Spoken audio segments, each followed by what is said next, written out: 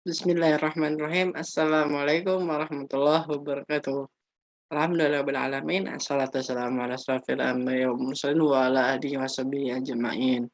Nah, pada di pertemuan kali ini, saya akan, memaparkan apa yang saya dapatkan, setelah apa yang diminta ya, perihal ujian akhir semester komunikasi bisnis Islam.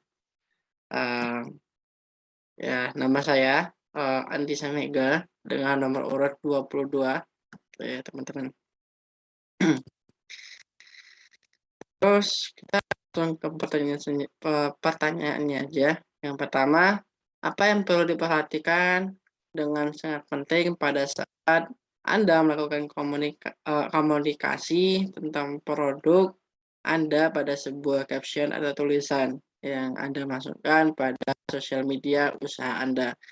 Jelaskan detail dan alasannya apa bakal tersebut sesuai dengan prinsip Komisi Islam.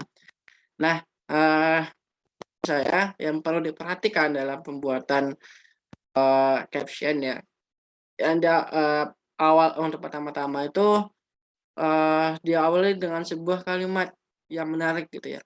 Dengan adanya caption yang menarik bisa memberikan rasa penasaran dari sisi audiens gitu. Ya, wajar ya teman-teman, karena audiens itu terutama di sosial media, eee, rata-rata melihatnya secara sekilas gitu ya. Maka sangat diperlukan untuk, eee, kita bisa membuat sebuah kalimat yang menarik audiens dengan, kata-kata yang mungkin bisa memberikan ia waktu untuk mungkin 5 detik atau 2 detik pun udah cukup baik gitu ya. Karena dari sebuah kalimat yang cukup menarik sehingga dia, kepo dengan apa yang kita tulis gitu. Yang kedua itu penggunaan caption yang tidak terlalu panjang. Ya ini audiens itu terkadang hanya ingin melihat sesuatu itu secara sekilas ya, lagi-lagi. Karena oleh karena itu diperlukan pesan yang tidak bertele-tele namun bisa dipahami. Ya lagi-lagi ya, seperti yang saya singgung tadi, audiens itu sepintas melihat itu hanya sepintas dan sangat jarang untuk bisa, eee, fokus dan lebih dalam tentang apa yang ditulis. Oleh karenanya penting juga jangan, membuat satu caption itu jangan terlalu panjang. Ketiga yaitu buatlah kalimat yang menghasilkan sebuah percakapan gitu ya, eee, sebuah aktivitas yang mungkin bisa para audiens itu mau untuk berinteraksi dengan kita gitu. Ya contohnya misal, saya suka jalan-jalan ke, eee, alam, salah satunya yaitu Gunung Merbabu misalnya ya. Eee, itu favorit saya. Kalau menurut dari teman-teman bagaimana? Gunung apa sih yang, teman-teman, sukai daripada selain Gunung Merbabu?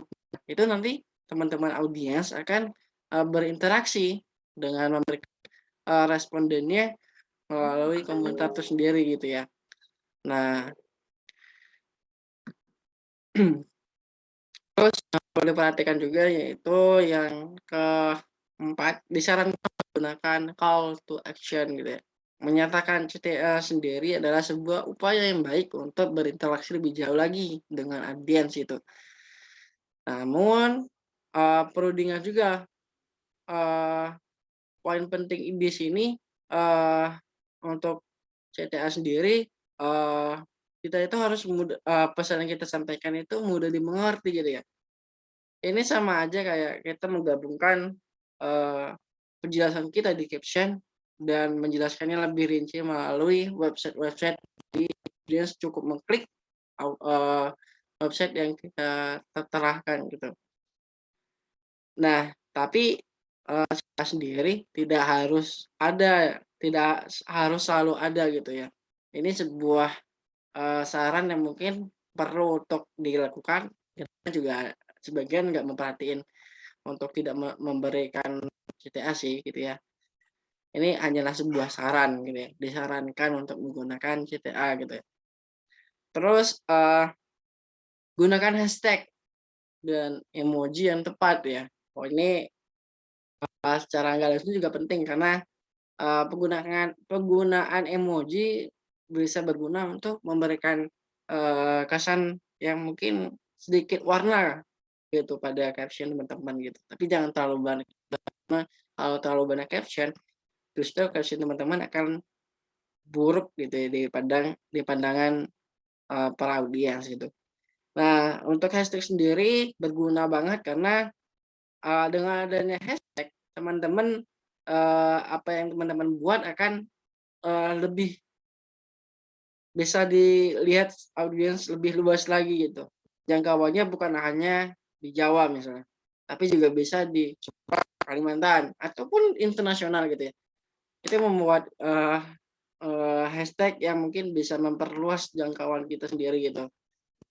Terus, tidak terus dari semua apa yang diperlihatkan, yang diperhatikan ini, apakah ada yang bertentangan dengan Islam gitu ya? Setelah saya perhatiin, semua yang ada di sini rata-rata disarankan untuk menggunakan CTA, menggunakan hashtag dan emoji, tadi juga ada penggunaan kata-kata yang menarik di awal, itu kalau dipikir-pikir itu tidak ada yang bertentangan dengan komunikasi bisnis Islam gitu ya. Karena tidak ada yang memperhatikan misal unsur-unsur sara, unsur penipuan, pendidikan dan lain-lain. Karena kalau kita melihat kembali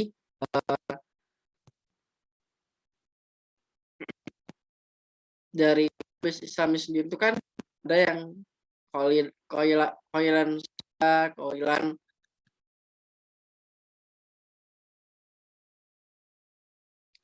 yang konsolida itu sendiri, tutur kata yang benar, terus qaulun baligha, membekas di jiwa, ada juga qaulan maksyuriya maksura gitu ya, ucapan yang mungkin mudah dipahami gitu.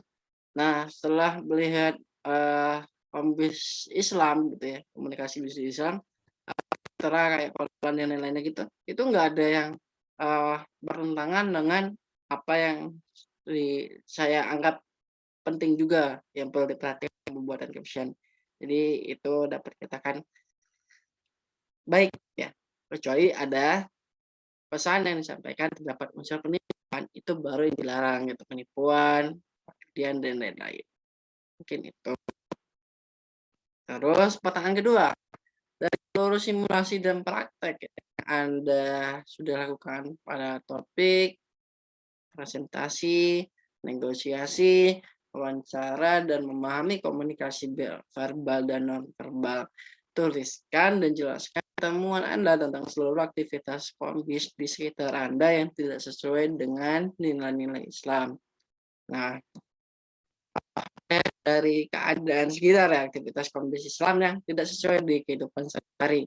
Yang saya temukan sendiri, yang pertama yaitu aktivitas melebih-lebihkan suatu produk gitu ya.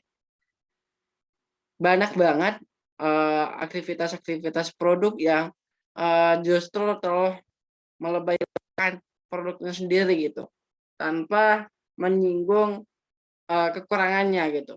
Misal seperti ada seorang, eee, produsen yang menjualkan produknya, HP misalnya, HP gitu, dia hanya melebih-lebihkan aktivitasnya, melebih-lebihkan produknya aja gitu, tanpa dia memberikan kekurangan dari HP itu sendiri gitu. Ya, itu mungkin karena audiensnya juga yang tidak tahu atau bagaimana gitu ya, sehingga, itu nggak ditanyakan oleh audiens, apa kekurangan dari produk itu sendiri. Setelah tidak tahunya audiens, dimanfaatkan pula sama, produsen untuk melebih-lebihkan suatu produk gitu. Padahal produk-produk itu sendiri tidak terlalu, menunjukkan sebuah produk yang sangat wow gitu apabila kita, memperhatikan lebih jauh. Ini secara nggak langsung, menunjukkan bahwa, membohongi audiens itu ya, sebab kita melebih-lebihkan suatu produk, padahal ini dilarang juga ya dalam pembisnis Islam itu sendiri. Ya, kedua yaitu mem-branding-kan produk sendiri dengan menjatuhkan produk lain. Ya, ini banyak contohnya ya di lapangan gitu ya, seperti Coca-Cola dengan, Pepsi, ada juga Samsung dengan Apple yang rata-rata produk mereka itu, eee, pengen, menunjukkan jati diri mereka, tapi justru menjatuhkan juga di satu sisi juga menjatuhkan produk lain. Padahal ini sangat dilarang dalam, komunikasi bisnis Islam gitu ya. Jika, eee, orang lain untuk mem-branding-kan produk yang lebih baik gitu.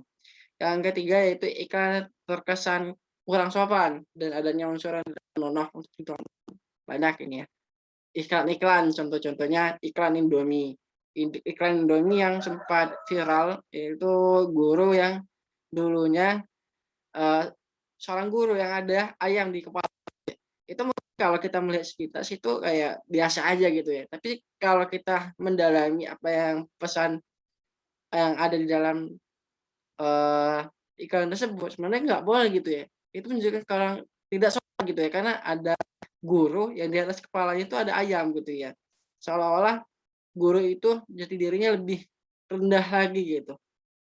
Itu yang seharusnya tidak boleh gitu, atau mungkin iklan yang, terlalu, eee, menekankan, eee, seorang perempuan gitu, dengan aktivitas-aktivitas yang mungkin tidak layak untuk ditonton, terlalu seksi kah atau yang lainnya gitu ya. Itu kan banyak tuh akhir-akhir ini iklan yang seperti itu gitu. Itu sebenarnya nggak boleh gitu ya. Apalagi itu kan kalau iklan-iklan di TV itu kan, iklannya nasional gitu, dilihat oleh orang-orang lain. Secara nasional itu harus boleh dilakukan. Terus aktivitas word of mouth atau mulut ke mulut yang salah diartikan gitu ya. Eee, terus mana ya maksudnya itu apa gitu, yang disalah itu, penjualan produk yang dari mulut ke mulut itu kadang, gimana ya, baik gitu ya, bisa memberikan efek yang sangat baik karena pembahasannya itu dari mulut ke mulut dan membuat orang yakin. Tapi di satu sisi juga kadang mulut ke mulut itu yang salahnya gitu ya, eee, pesan yang disampaikan itu tidak sesuai dengan apa yang ada gitu. Sehingga, calon audiens itu ya ketika datang ke gitu ya, itu jadi tidak sesuai dengan realita yang diharapkan gitu. Misal seperti, eh, di wilayah ini ada yang menjual produk ini gitu,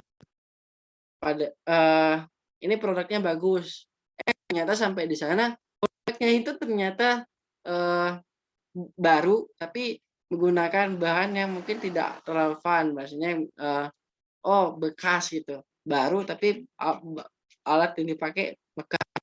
Itu yang bahaya dari ke mulut gitu. Dan satu sisi juga bisa aja mulut ke mulut ini bisa membahayakan karena, bisa menjatuhkan produk lain juga gitu. Mungkin itu ya, dari pendapatku gitu. Lebih kurang maaf kalau banyak salah kata yang mungkin bisa tidak dimengerti, mohon maaf, kepada Allah, kita sama-sama mohon ampun. Eee, Assalamualaikum warahmatullahi wabarakatuh.